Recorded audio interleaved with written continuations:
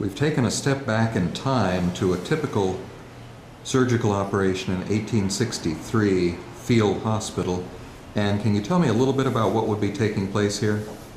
Yes, sir. Federal forces have captured New Bern in 1862, and they held the city throughout the entire war. Conditions here, it being a port city, the Federal Army could get pretty much the supplies that they needed. However, Confederate forces that was in Craven County, the supplies were dwindling. They could only get what they could readily receive from people within the area that they were at.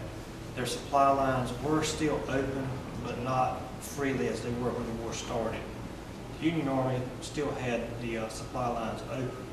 However, after battles from Goldsboro and Kinston, the Union forces did send their troops here because this was a general hospital. Several of the buildings here in New Bern were in control, and they were called Foster General Hospitals number 1 through 15, 16, right on up. Conditions here, they, of course, you can see that the setup here would be obviously injured soldiers, amputations, lacerations, trephining of the skull, head injuries, to regular sickness of the town.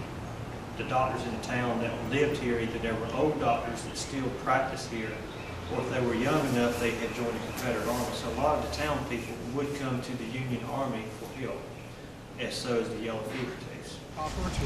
It is a mixture of various chemicals, including acetone and mercury.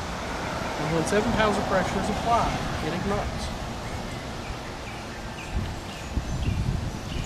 He lost a couple of fingers due to some of his experiments. In fact, most of your pictures you'll see of him, you don't see it right here.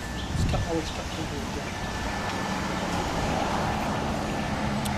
He used them in kegs, which is the keg torpedo. This is his invention.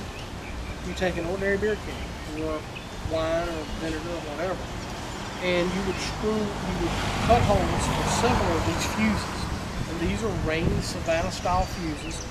They actually screw right into the roof.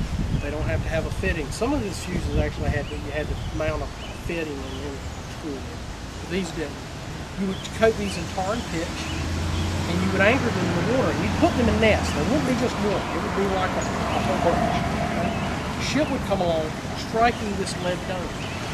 Underneath the lead dome is one of those little mushrooms, one of his little fires. When the ships hit, they boom. He developed these. He developed landmines.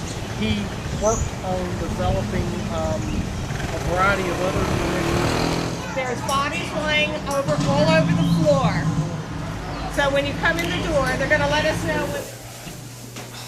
That's the best we can do for you right now. We've got other things. This young man just came in. You see what happened to him?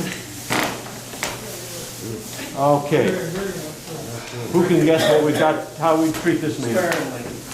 Amputate. Amputate. It's got to be amputated. See?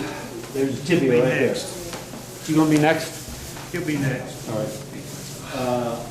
I can tell right now, yes, here's the end of the broken bone. And I probed it with my finger. I could not find the bullet. Well, we come here because our unit, the 5th USCT, actually fought in North Carolina, principally at Fort Fisher, and then on to the Battle of Wilmington, and even here. So we think it's part of our duty to at least portray that.